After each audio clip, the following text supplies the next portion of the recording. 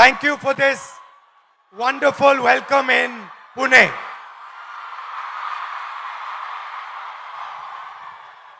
Today,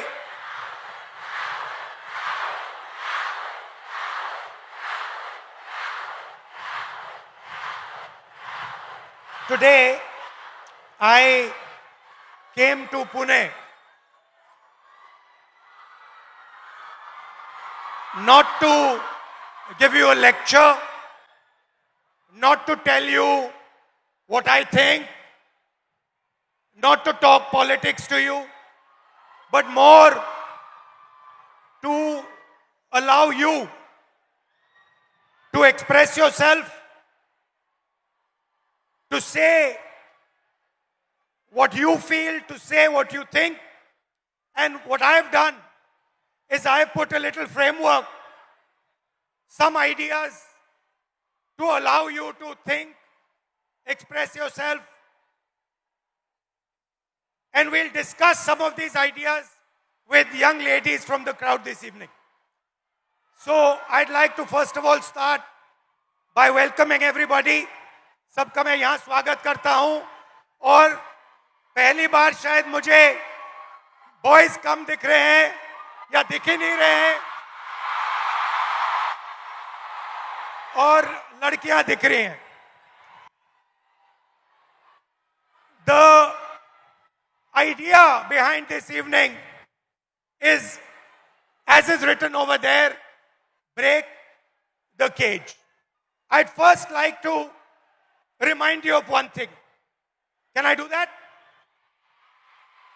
Now, all of you in your lives must have been told many things, nice things, bad things. Many of you must have felt scared. You feel scared sometimes on the street? You do? But I want you to remember one thing. If there's one thing that you remember from this evening, it is this: that every single one of you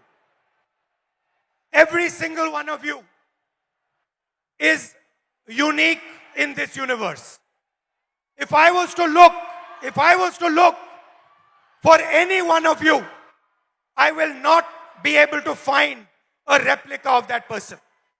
You are unique, you are special, you're individual, and you have your own dream, your own vision for your life. Am I right or am I wrong? I'm right. Many times people ask me, what is India's biggest strength? And you get many answers when you ask this question. Somebody will say our economy. Somebody will say our military. Somebody will say our medical system. Somebody might even say our people. But I am very clear on what is India's biggest strength, our biggest asset. And that strength is 70 crore unique journeys, unique imaginations, unique dreams that the women of India are living. Somebody might say to me, well, there are 70 crore men. How do you say that 70 crore women are more important? What is your logic? My logic is the following. Women are by nature more sensitive, more gentle, more compassionate, and more forward-looking than men. And that is why I believe fundamentally that India's women, young, old, are India's biggest asset. Now, एक problem है, बहुत बड़ी problem है. Problem क्या है? Problem है कि whenever I speak to a man, women are put in three boxes. You are either seen as a daughter, as a wife or as a mother. Now, there is nothing wrong with being seen as a wife, daughter, or mother. Nothing wrong with it. But this cannot be your only identity. It cannot be that we have brilliant women who are doing completely fascinating and different things, who are professionals, who are sportswomen, who do multiple different things, and then the only identity that they are given by our men is these three. And notice that every single one of those identities has a relationship with a man. So you are either a mother or a wife or a daughter. And I'd like to quote over here the Manusmriti, which says clearly, in childhood, a female must be subject to her father. Meaning, the Manusmriti says, in childhood, a female belongs to her father. In youth, she belongs to her husband. When her Lord is dead, she belongs to her sons. A woman must never be independent. This is a direct quote from the Manusmriti. And these words are a shame, because these words should never ever have been spoken. Hello, how are you? Hello.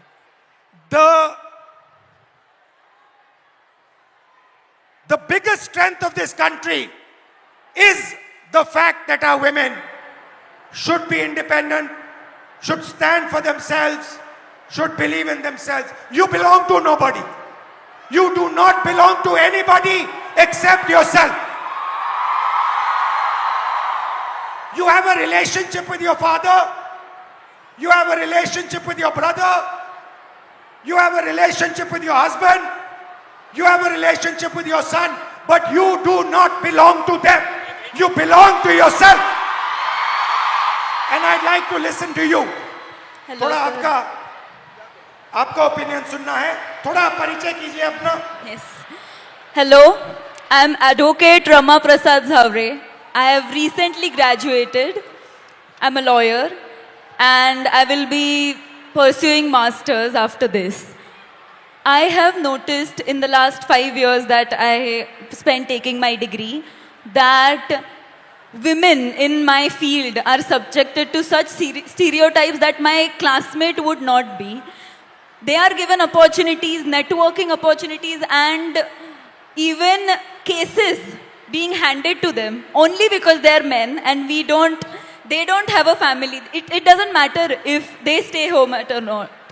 Also, I have heard from my senior that it is a waste spending money on my LLM only because after a few years I won't be practicing and I will be raising a family, and it's really sad to see that my degree is just diminished to a point in my biodata. So when this happens, when you're in an exam at work and you're being told that you're a second-class citizen, that your degree does not matter, a man's degree matters, your degree does not matter, how does it make you feel inside? What do you want to say to India, to your friends here, about how you feel? Because I'm sure a lot of them also feel the same way. Definitely. I want my colleagues, my teachers, my friends to have confidence in me that I won't need to prove that I have that degree. I studied for it, I put my energy, efforts into it, and I will be successful. I don't think I need to prove it to a man. Because this is, I like this. She's saying that why do I need to prove it to a man? Why does a woman 24/7 have to prove to a man that she is good enough? Fundamental question. Would you like to say something about that? Hello, my name is Jnaneshwari. I'm from Pune, Maharashtra itself. I completed my master's in culture, media and governance from Jamia University, Delhi. And I lost my father before 3 years. And after that, he got a cancer. After that, there was so much family pressure, society pressure, community pressure. My dad was a sanitary worker. And I had a huge pressure. You have to do the relinquishment certificate. You have to submit the certificate. You will not. If I'm asking anything in a property or in anything, it's like I'm asking for. I'm asking for like. It's not my right. It's I'm asking for the. घर में जो भी सारी चीज़ें हैं उसमें मैं हिस्से मांग रही हूँ, हिस्सेदारी मैं कर रही हूँ. As a woman I am asking for a हिस्सा. हाँ, और as a like if is any other man, if my I have my brother and it's his right, but if I am asking it's मैं हिस्सा मांग रही हूँ. If your brother is asking, Yes. it's his right. Yeah. And if you are asking, मैं हिस्सेदारी कर रही हूँ घर Your? में. मैं हिस्सेदारी कर रही हूँ. हिस्सेदारी. Okay. Yes. Again, now I'm come back from Delhi and like there is a huge pressure for marriage, and guy want a girl who is look fair, educated, healthy, but he doesn't want the girl like me who wants to pursue his But her you're career. a very beautiful girl. What do you mean he doesn't Thank you. want a girl like you? Thank you.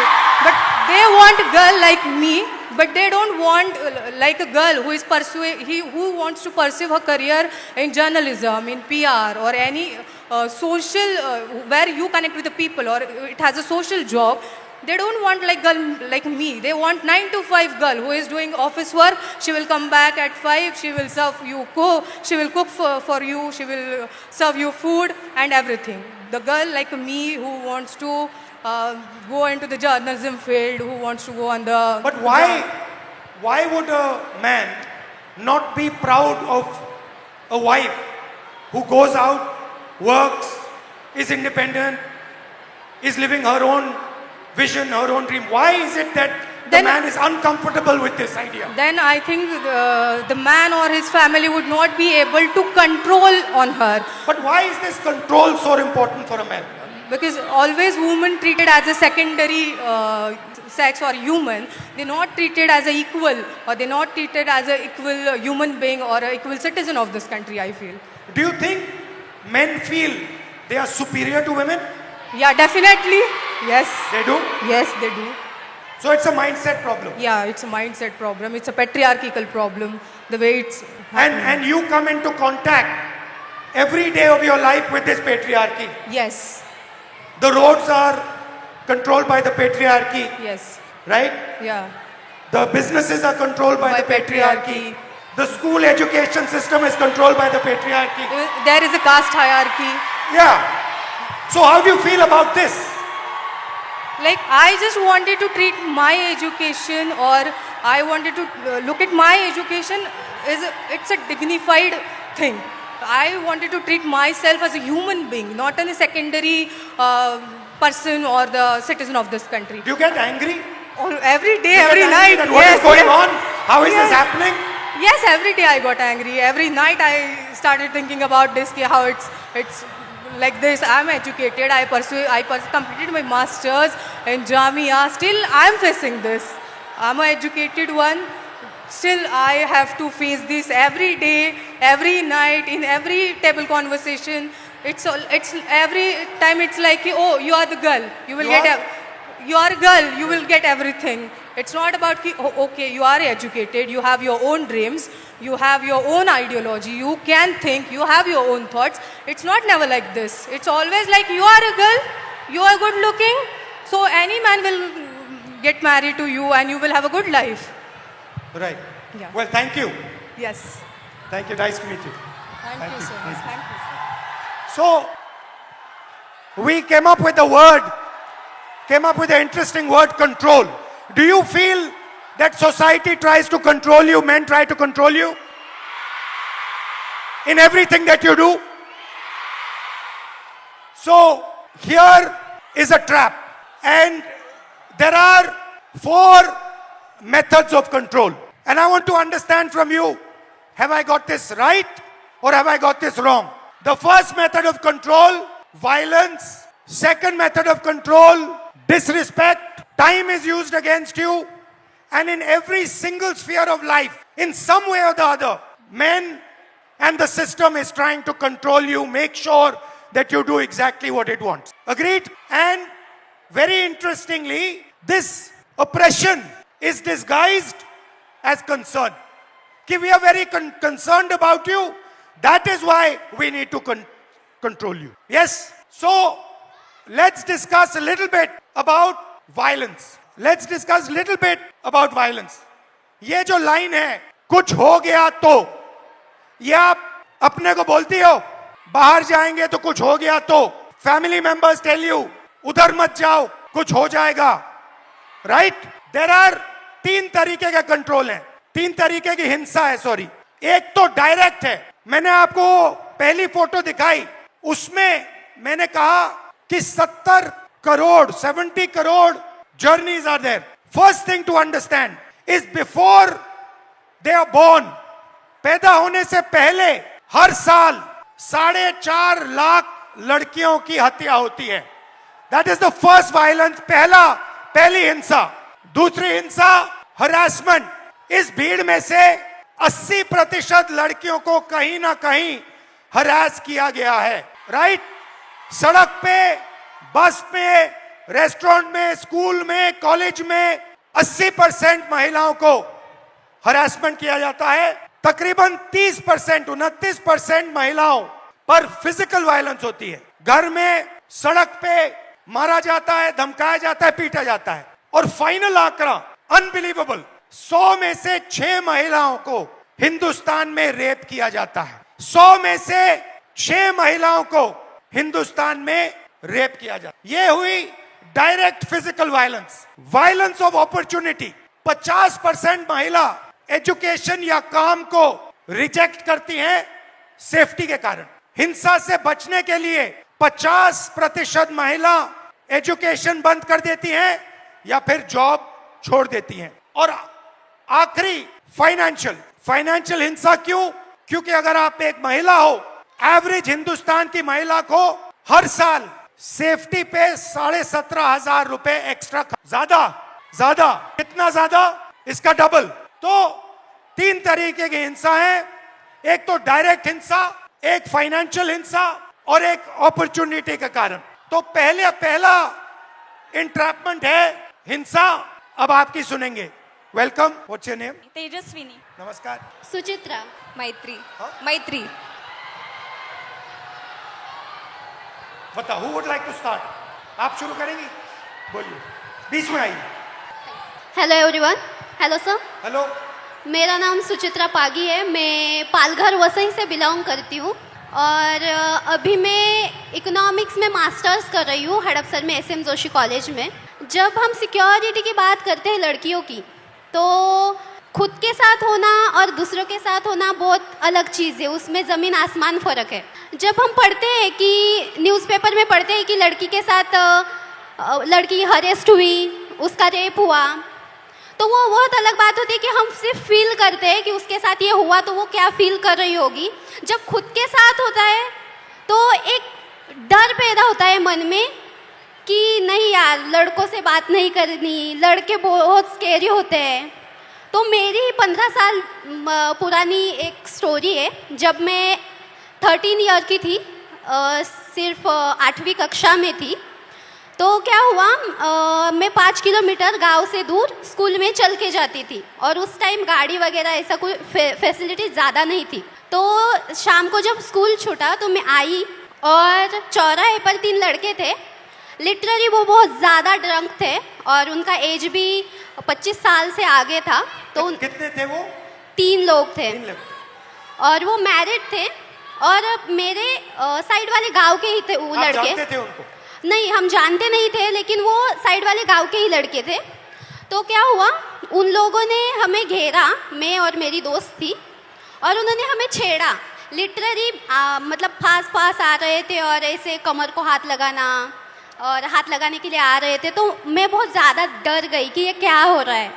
तो उस time पे समझ में नहीं आ रहा था कि मैं क्या करूँ, तो मैं भाग गई। तो मैंने अपने पापा से कहा। आपकी फ्रेंड भी भाग गई? हाँ, मेरी फ्रेंड मुझे छोड़ के भाग गई। तो क्या हुआ, मैंने अपने पापा से कहा कि पापा मेरे साथ ऐसा ऐसा हुआ। तो वो हमारे साइड वाले गांव के लड़के थे। तो पापा ने क्या कहा कि हम कंप्लेन करेंगे, पुलिस स्टेशन में कंप्लेन करेंगे, लेकिन मैं नहीं आऊँगा, मम्मी को लेके जाओ। तो मैं मेरी मम्मी को लेके गई। क्यों?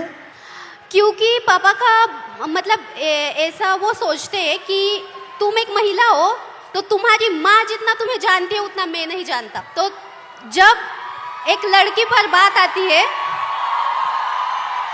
तब पापा भी माँ को आगे रखते हैं।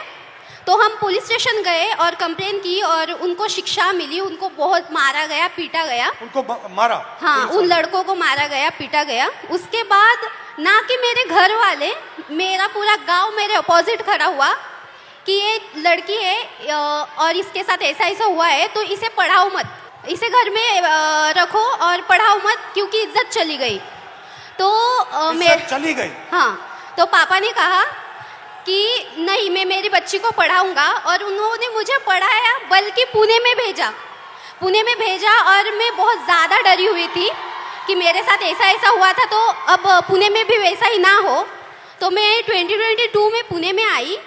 तो जब मैं लाइब्रेरी से आई हॉस्टल में, तो बस PMPL में बहुत ज़्यादा भीड़ थी और मैं गिरने वाली थी। तो एक लड़के ने मेरा हाथ पकड़ा, मुझे खींचा और स्टेबल किया। और आगे एक महिला खड़ी थी, उसके बीच में मैं, और आगे मेरे पीछे वो लड़का खड़ा था। तो लिटरली उस लड़के ने मेरी कमर के इस कोने से लेकर इस कोने तक में हाथ लगाया और मुझे पीछे खींचा, और मैं डर गई। मैंने तुरंत में पीछे मुड़ी और उसके कान के नीचे बजाया। और वह सिचुएशन ये थी सर कि वहाँ पर जो लड़कियाँ थी वो कुछ नहीं बोली। और अब जब मैं स्टेबल हुई कि अब नहीं, मेरे साथ ऐसा नहीं होगा, तो अभी रिसेंटली पिछले वीक में मैं अपने घर से वसई से पुणे आई। पुणे स्टेशन से ट्रेन पर मैं उतरी और वहाँ पर एक ड्रंक आदमी था, वो सामने से आया और लिटरली मेरे यहाँ पर ब्रेस्ट के नीचे छुआ उसने। तो मैंने उसके हाथ को पकड़ा और उसे मारा। वहाँ भी महिलाएं थी, वहाँ पे भी लड़कियाँ थी, महिलाएं थी, लेकिन वहाँ भी उन्होंने कुछ नहीं बोला। मतलब ऐसी सिचुएशन है हमारे इंडिया में, महाराष्ट्र में, कि लड़की के साथ ऐसा होता है तो भी कुछ लड़के होते हैं, लड़कियाँ होती है, वो अपने बहनों की तरफ नहीं बोलती, वो सिर्फ तमाशा देखती रहती है। तो मुझे यही सबसे बोलना है कि बहनों, भाइयों, प्लीज़ सपोर्ट करो और अपने सामने कुछ ऐसी सिचुएशन आ रही होगी तो प्लीज़ सपोर्ट करो और उसको बचाओ। मेरे साथ जो हुआ वो किसी लड़की के साथ नहीं होना चाहिए। और मैं बताना चाहूँगी सर कि अभी जो मेरे साथ जो इंसिडेंट्स हुए, तो मैं बहुत ज़्यादा डरती हूँ लड़कों से। मेरे मन में एक डर बैठा हुआ है कि लड़के सब ऐसे ही होते हैं, लेकिन आई एम सॉरी टू से, बट सारे लड़के ऐसे नहीं होते ना। Thank you. मेरा नाम तेजस्विनी है। मैं फैशन टेक्नोलॉजी में मास्टर कर रही हूँ, अभी 2nd ईयर में हूँ। मैं एक छोटे से गांव से आती हूँ। हम 4 बहनें हैं और एक छोटा भाई है।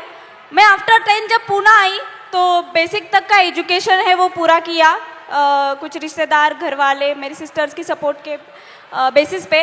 पर आफ्टर दैट मैं आगे पढ़ना चाहती थी, तो मेरे घर वाले बोले कि अगर तुम्हें पढ़ना है तो अब शादी कर लो और पति के घर जाके जो करना है वो कर लो। देन आई डिसाइडेड कि नहीं, मैं नौकरी करूँगी और पढ़ूंगी। तो अभी 5 साल से मैं नौकरी कर रही हूँ और साथ में पढ़ाई कर रही हूँ। मेरे कुछ मतलब इस स्ट्रगल में मेरे कुछ दोस्तों ने मुझे साइकिल खरीद के दी। तो ये सब मैनेज करते मैं जब साइकिल से ट्रैवल करती हूँ तो मतलब इतना आम हुआ है, इतना नॉर्मलाइज हुआ है कि कोई भी आके कट मार के चला जाता है या फिर कमेंट पास करके चला जाता है या कुछ गाना गाता है जो सेक्सी सॉन्ग हम बोलते हैं वो कर देता है। तो मतलब ये इतना नॉर्मलाइज हुआ है कि मैं अभी रिएक्ट करना भी मैंने छोड़ दिया है, क्योंकि मैं करूँगी तो भी क्या करूँगी, क्योंकि जो मैंने सुना था रेसलर के साथ जो हुआ, जिन्होंने हमारे देश के लिए गोल्ड मेडल लेके आए, उनके जो गुनहगार थे उनको क्लीन चिट दे दी। तो मैं तो एक सामान्य घर की लड़की हूँ जिसको ठीक से सपोर्ट भी नहीं है।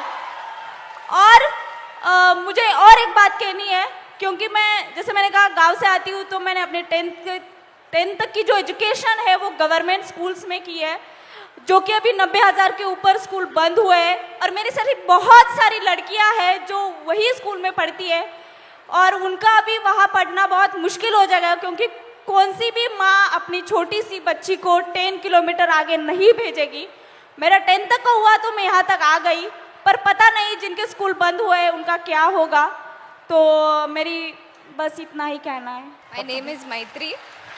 I am currently a psychology student studying in Pune University.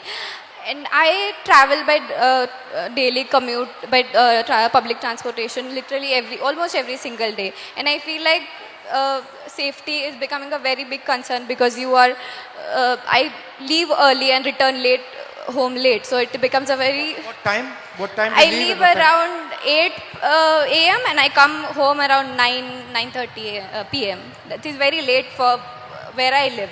Yeah. So I feel I coming from an urban city is very probably I don't have to give up my education because of my safety. But the girls from the rural area region have to. Their parents prefer that if they have to send their female children out to study because villages don't really have schools for higher education. They prefer their son goes outside instead of their daughters because it is really safe. And I feel if the access to education has to become so difficult, I think it is becoming a barrier for education. Why do you think this mindset, ये जो mindset है कि बेटे को educate करना है, बेटी को एजुकेट नहीं करना है, बेटा जॉब कर सकता है, बेटी को जॉब नहीं करना है, ये माइंडसेट आता कहाँ से? I think the social norms created around कि लड़के कमा के खिला देंगे माँ बाप को, लड़कियों को तो शादी करके जाना है, तो लड़की का करेंगे क्या? Thank you. तो नेक्स्ट, अभी हमने आपको हिंसा की बात की, अब कंट्रोल की बात करते हैं। लड़की बहुत मॉडर्न हो गई है। 60% हमारी जो लड़कियां हैं, 60% घर से अकेली नहीं जा सकती। अगर घर से बाहर जाना होता है तो किसी के साथ जाना होता है। सेकंड, 45% शादी के लिए या हाउसवर्क के लिए 45% शादी या हाउसवर्क के लिए ड्रॉप आउट करती हैं। और आखिरी जो शायद सबसे अमेजिंग आंकड़ा है, और इससे तो मैं बहुत हैरान हुआ कि इस देश में सिर्फ 8% महिलाओं के पास इंडिपेंडेंटली ओन्ड प्रॉपर्टी है। मतलब फाइनेंशियल कंट्रोल, मूवमेंट पे कंट्रोल, और आप क्या करोगे उस पे कंट्रोल। नमस्कार, hello. My name is Pradnya. Nisha. My name is Sheikh Amna Usama. You can say.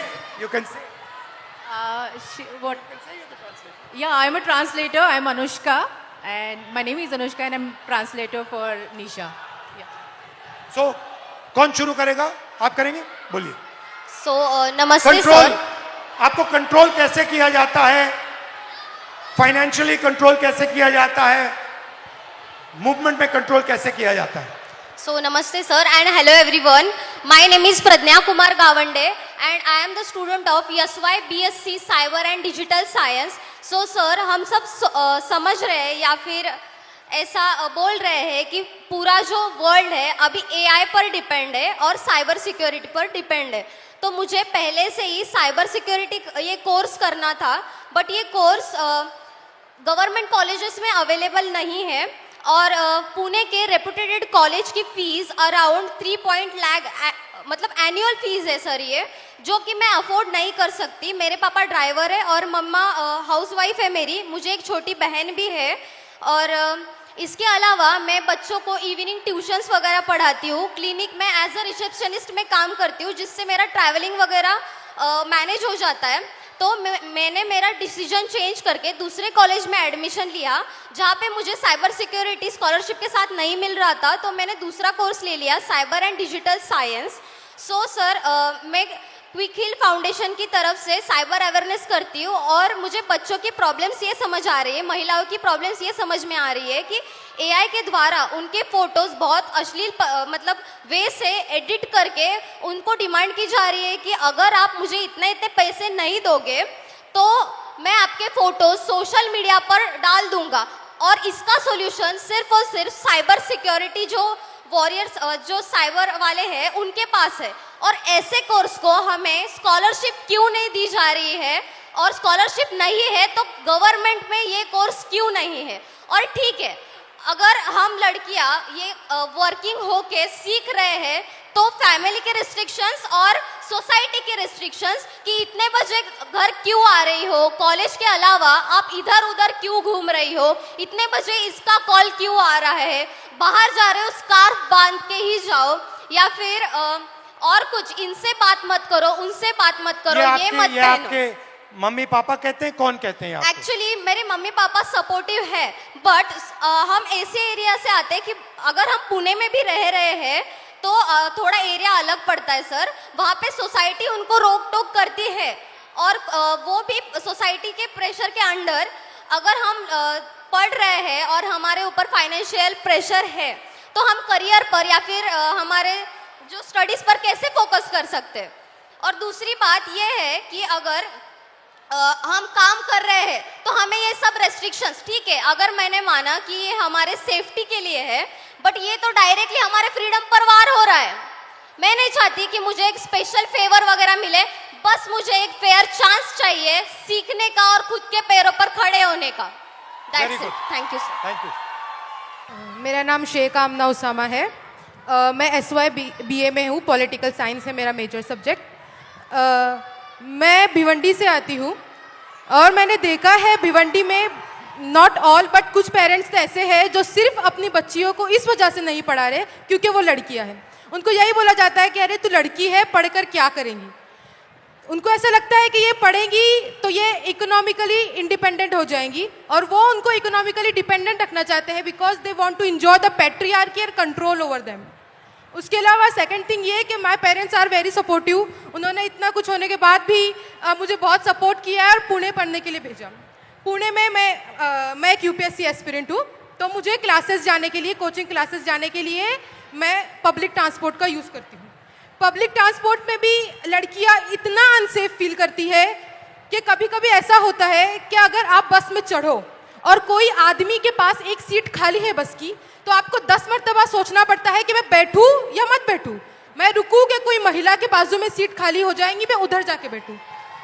तो ये सीट मिलने के बाद भी बैठने के लिए 10 मरतबा सोचना पड़ता है। सेकंड थिंग, जब हम देखते हैं कि बस बहुत ज़्यादा फुल है, हद से ज़्यादा रश हो गया है, तो भी सोचना पड़ता है कि अरे जाए या मत जाए, कोई छेड़ देगा, कोई पैर टच कर लेगा, तो ये एक टेंशन रहता है। इसका अपोजिट, अगर बस पूरी खाली है तो भी जाने से डर लगता है।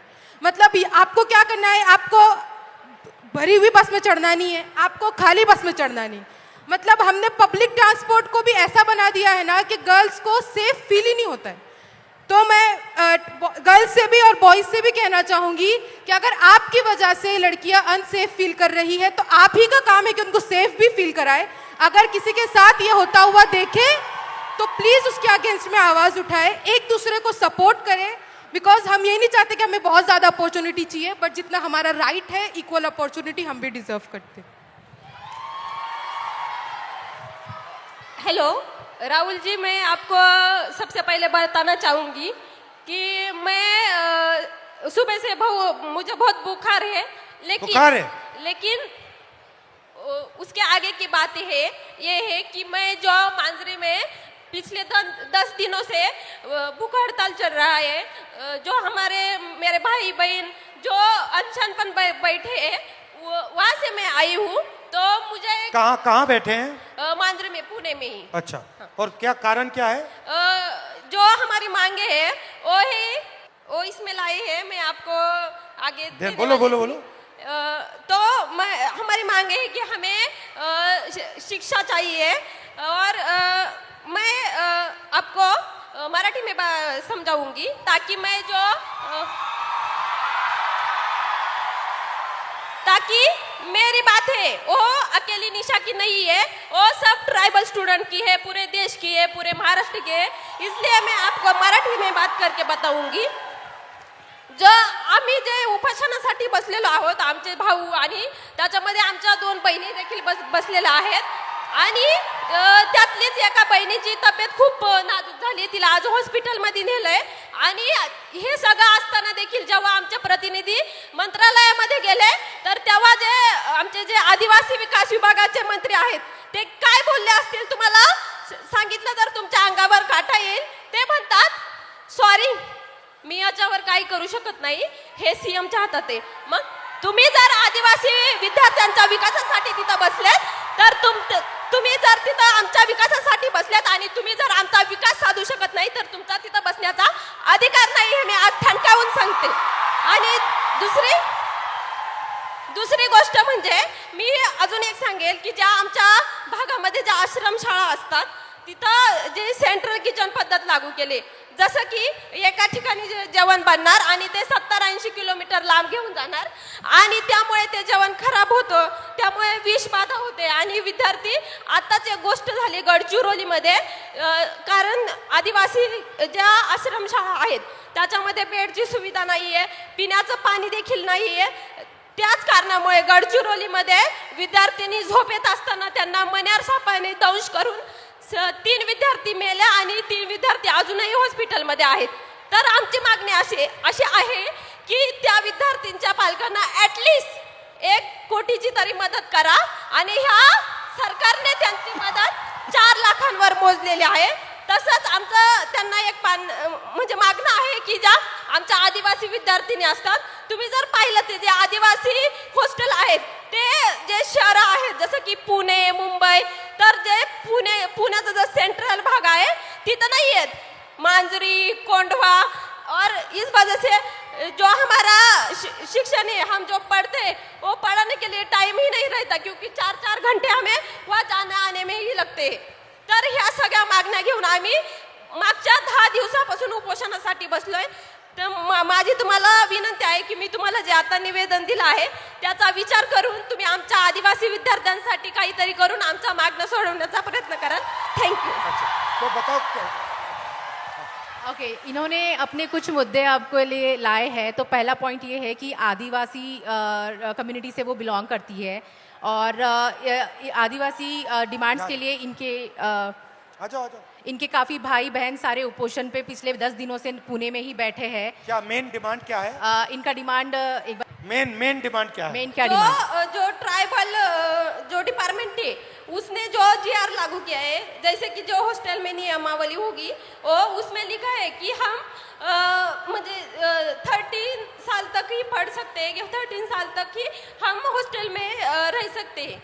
और फर्स्ट डिमांड ये है उनकी कि ये जिस ट्राइबल हॉस्टल्स में ये रह रही है वहाँ पे ऐसा रूल है कि वो सिर्फ 30 ईयर्स तक ही वहाँ पे रह सकती है. आफ्टर दैट ये सरकारी हॉस्टल है? हाँ, ट्राइबल कम्युनिटी का जो हॉस्टल होता है वो सभी सरकारी ही होता है. और ये सारी डिमांड्स ये लोग सीएम के पास लेके गए और वहाँ से उन्हें बताया गया कि सॉरी हम कुछ नहीं कर सकते. हाँ, तो उनका कहना है कि फिर अगर आप कुछ नहीं कर सकते हो तो आप बैठे क्यों हो कुर्सी. और आप क्या चाहती हो, किस एज तक उसको करा जाए? ज़्यादातर 35 एज तक भी हम म्हणजे आम्ही जरी आम्हाला 35 वर्षासाठी पण 35 वर्षापर्यंत जरी दिलं तरी ठीक उनको आहे. 35 ईयर्स तक हॉस्टल मिलना चाहिए. 35 इयर्स हो जाएगा तो खुश हो जाओगी? वैसे तो हमें ये एज की लिमिट है वो ही नहीं चाहिए, लेकिन ये सरकार है वो तो आपको भी पता है. लेकिन हम ये चाहते हैं कम से कम ये 35 एज तक भी आ पाए, इसलिए मैंने ऐसे बोला. लेकिन हम मुझे आप वहाँ इनवाइट क्यों नहीं कर देते? हमने आप मुझे वहाँ बुला लो, यस, मैं भी आ जाऊंगा, बैठ जाऊंगा आपके साथ. आम्हाला आवडेल तुम्ही तिथं आलेले आणि आमच्या मुलांची देखील इच्छा आहे की तुम्ही तिथं यावं आणि आमच्या प्रश्नांवरती बोलावं आणि आमचे प्रश्न सोडवण्यासाठी प्रयत्न करावा. वो चाहती है कि आप वहाँ पे आए, वो खुशी खुशी आपको बुलाना चाहती है. मुझे और बुला लो, मैं आ जाऊंगा. ठीक है, मैं थोड़ा दबाव और एक साथ डाल देंगे। मैं और एक बात कहना चाहूंगी, उससे तो आपके होश ही उड़ जाएंगे। जैसे कि हमारे ट्राइबल हॉस्टल होते, ज़्यादातर वहाँ यहाँ पुणे में गढ़चिरौली, नांदेड़, अमरावती, वहाँ से जो स्टूडेंट आते हैं वो तो हर रोज घर नहीं जा पाते। और जुन्नर, जो आंबेगांव, वो तो लड़कियाँ जाकर आती है, लेकिन वो जो गढ़चिरौली के स्टूडेंट होते हैं वो नहीं जा पाते। तो हम दिवाली में या किस छुट्टी में गए और 1 महीने से ज़्यादा वहाँ पर रहे, तो वो बोलते हैं कि आप फिटनेस सर्टिफिकेट लाए। और वो फिटनेस सर्टिफिकेट क्या होता है कि हमारी प्रेगनेंसी टेस्ट की जाती है। और हम जब इस बात पे आवाज़ उठाते हैं तो वो बोलते हैं कि आपको 1 महीने में, आप शांति से सुनिए क्योंकि ये बात बहुत ही गंभीर है। मैं कहना चाहूंगी कि हम जब उनको पूछते हैं कि ये क्या है, ये क्यों करना है, तो वो बोलते हैं आपको 1 महीने में आपको जानलेवा बीमारी हुई तो, और किस संसर्गजन्य बीमारी हुई तो मैं क्या कहना चाहती हूँ उन प्रशासन को कि आपकी जो स्कूल है, जो आश्रम शाला है, प्राइवेट स्कूल है, सभी स्कूलों में जो 24 घंटे एक नर्स क्यों नहीं रख पाते। Thank you. थैंक यू, बहुत अच्छा लगा। मुझे बुला लो, मैं आ जाऊंगा, ठीक है। Thank you. तो डिसरिस्पेक्ट की बात करते हैं, लोग क्या कहेंगे। पहली स्लाइड में हमने आपको फिजिकल वायलेंस की बात बताई, रेप की बात बताई, हिंसा की बात बताई, मगर शर्म के कारण 99% of sexual violence cases, rape cases, molestation cases, ये अनरिपोर्टेड जाते हैं।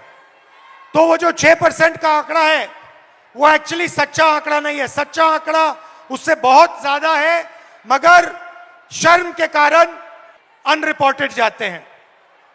84% महिलाओं को काम करने के लिए परमिशन लेनी पड़ती है। और फाइनल, सैलरीड महिलाएं जो हैं, किसी भी जॉब में हिंदुस्तान में अगर आप सैलरीड महिला हैं तो आपको 25% सैलरी पुरुषों से कम मिलती है। तो ये बात हुई डिसरिस्पेक्ट की। आखिरी, are they coming? Hello. Before we move on, sir, there is someone very, very special who is joining us here today. Okay, okay. And sir, Bhojpuri गानों से पॉलिटिकल सटायर भी करती हैं Neha Rathore ji. Hello. So Neha Rathore ji, please join us. Disrespect, आप disrespect की बात करेंगी? जी बिल्कुल, और बिल्कुल डिसरिस्पेक्ट और इज्जत पे हम लोग बात करने आए हैं।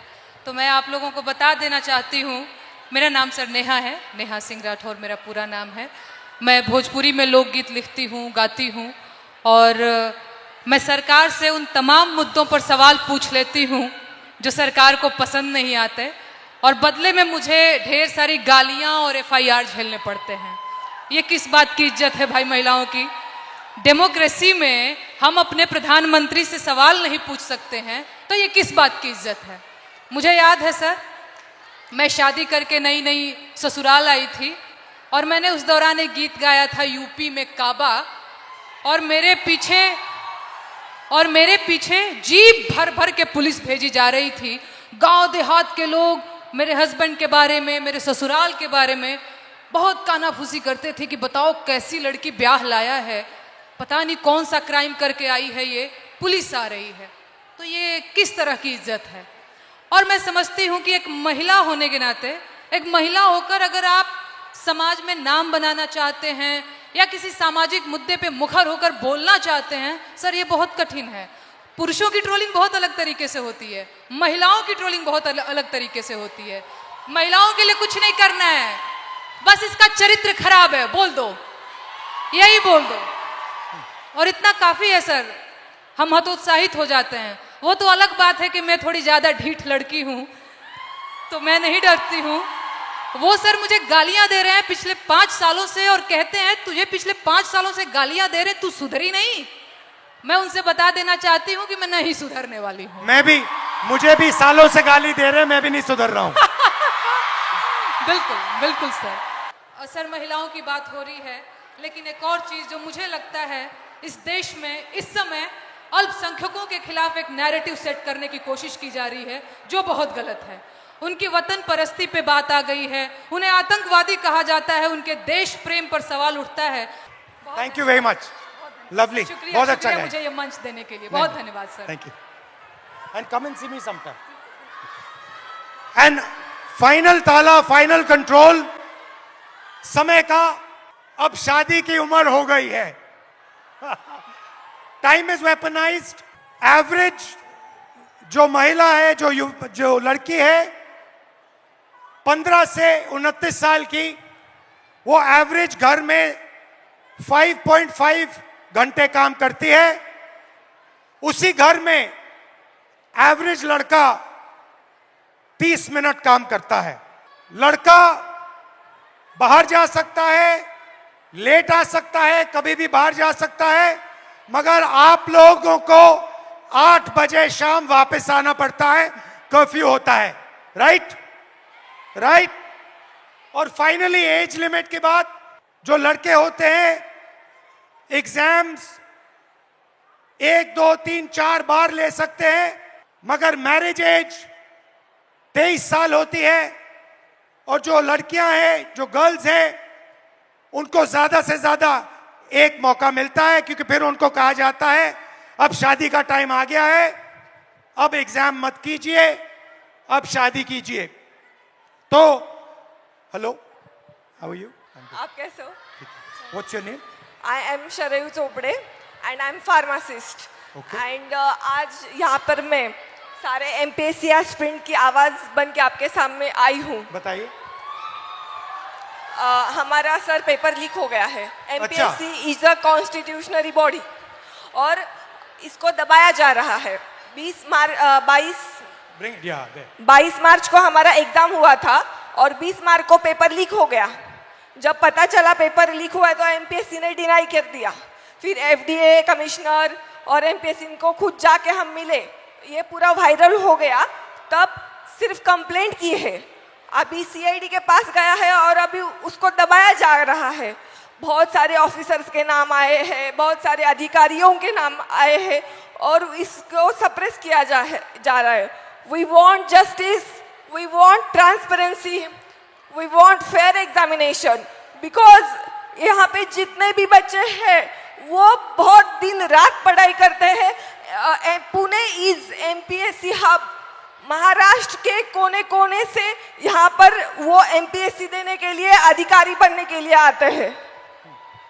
तो जब हुआ तो आपको कैसा लगा? बहुत खराब। हमारा तो दिल टूटा।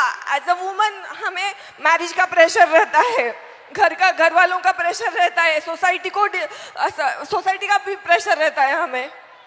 और जब पेपर लीक होता है तो लड़कियों पर असर अलग होता है, पुरुषों पर अलग होता है, क्योंकि आपकी डेडलाइन होती है, उनकी डेडलाइन नहीं होती है। हमारा तो पूरा करियर खत्म होने के चांसेस रहते हैं 100%। सर ये पेपर लीक कितने हो क्यों रहे हैं?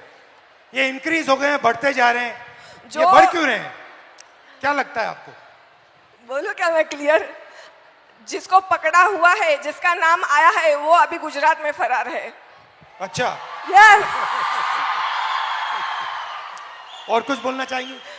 अभी तो बहुत कुछ बोलने का मैंने, टाइम लिमिट है। Don't worry, time is there. Back to back paper leak हो रहे हैं और वो जाके उधर फरार हो रहे हैं जिधर उनका पता ना लगा सके। अभी ये पॉलिटिकल हो जाएगा सर। ज्यादा पॉलिटिकल मत बोलो। हाँ, बेटर नॉट डू पॉलिटिकल। इसीलिए तो चुप हूँ मैं सर।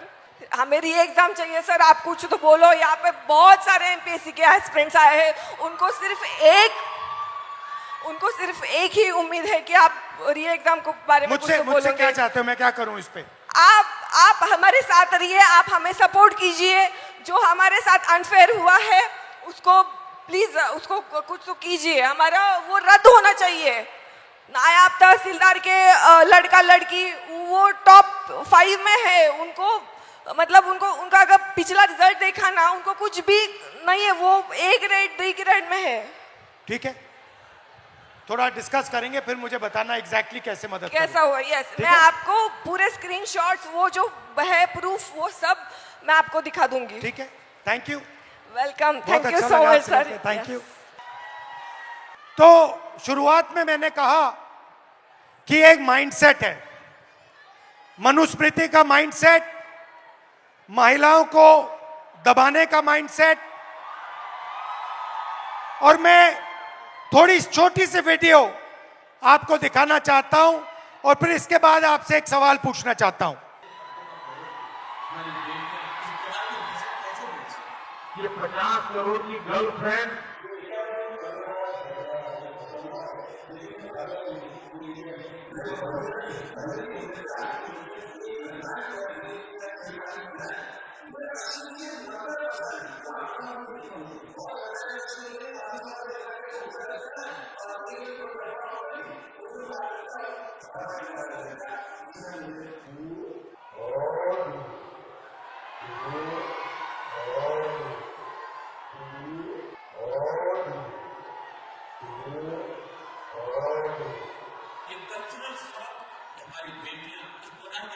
तो मेरा सवाल है और आपसे सवाल है कि जंतर मंतर में गालियां लड़कों ने भी दी और लड़कियों ने भी दी, बट प्रधानमंत्री कह रहे हैं कि गाली देना कल्चरल शॉक लगा हमें क्योंकि लड़कियों ने गाली दी।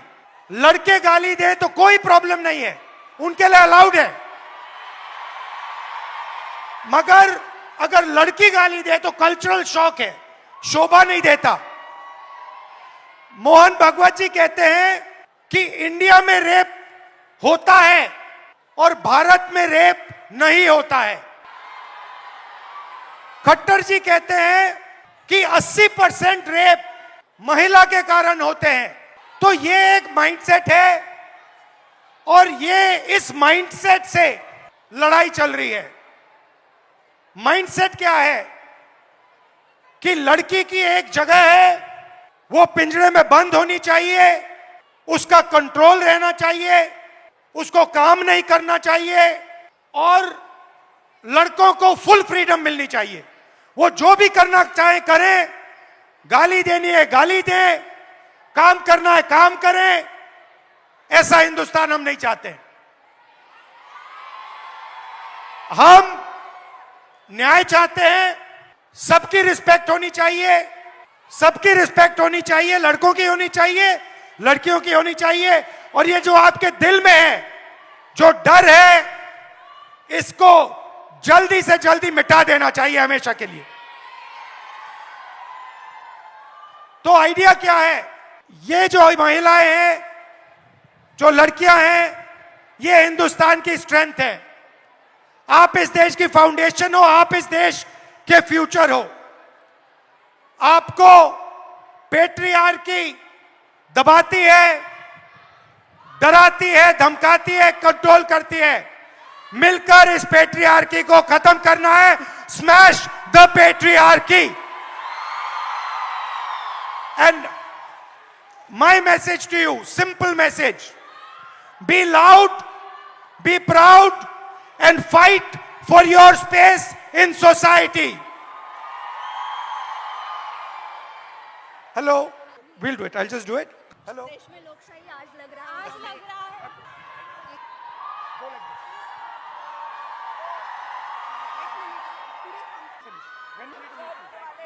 हाँ जी एवरीबॉडी, थोड़ी आवाज हो जाए सर के लिए। Come on everybody, let's go. थोड़ी और एनर्जी। पुणे एनर्जी कहाँ है? Yeah. In Marathi saying Pune manje prem. Okay. It means Pune means love. Pune manje. And I say Pune manje prem. You have to all say it. We'll just do it. We'll just do it. Okay, and now girls, सुनो, sir Pune में आए हैं तो पुणे वालों के लिए भी तो कुछ खास मैसेज सर। पुणे मanje prem. Thank you. पुणे मanje प्रेम। पुणे बोल मanje दिया प्रेम। guys। से- से- क्या बात है। थोड़ी और पुणे आवाज हो म्हणजे जाए। प्रेम, पुणे म्हणजेच प्रेम। पुणे मanje prem. Love you all. Thank you. Good night. Well, there is still something else, sir. There is okay. There's Tell me. still something There's else. the selfie. There is, that definitely is, but there's something else also. Okay. क्योंकि आपने कहा पुणे म्हणजे प्रेम, and what is that? अच्छा. पुणे तिथे काय उणे? And now, Thank you. and now, सब तैयार हो जाओ सर के साथ सेल्फी के लिए everybody. सारे मोबाइल फ्लैशलाइट ऑन, सारे के सारे. सर, पिछली बार आपने पिंक शर्ट पहना था, ये तो जलजला मच गया था. इस बार yellow is the season. I am sure पूरा इंडिया ये भी फॉलो करने वाला है. Let's get a nice selfie now everybody, come on. Here we go. Very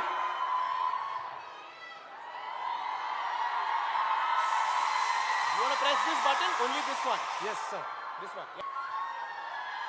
Come on, Pune! Thank you. And on that note, thank you, sir. We truly, truly, truly love you. Thank you. And you are the person we look forward to do anything Thank and you very everything. much. Thank you for being Thank here, you. sir. And thank you everybody.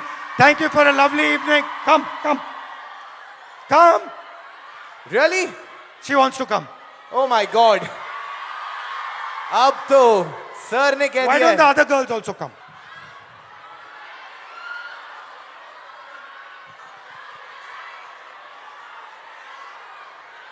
ऐसे ही नहीं कहते कि sir बड़े दिल वाले हैं. सारे आ गए.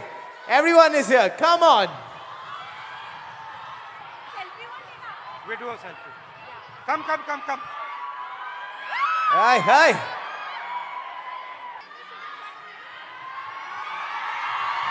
What's your name?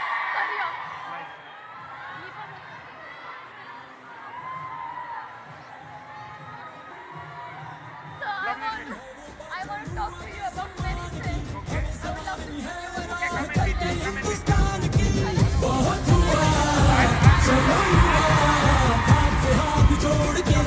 And on that note, Pune, मजा आया तो आवाज हो जाए. एक कल्चरल शॉक. हमारी बेटियां इस प्रकार की भाषा कैसे बोल सकती? क्या बेहतरीन दिन रहा है सारे लड़कों को वहां पे. Thank you brothers. Thank you. Good night.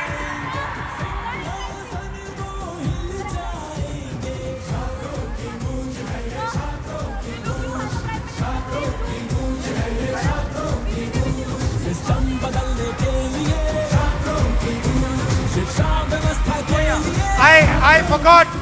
Welcome and love you to the boys also. Good night. Thank you.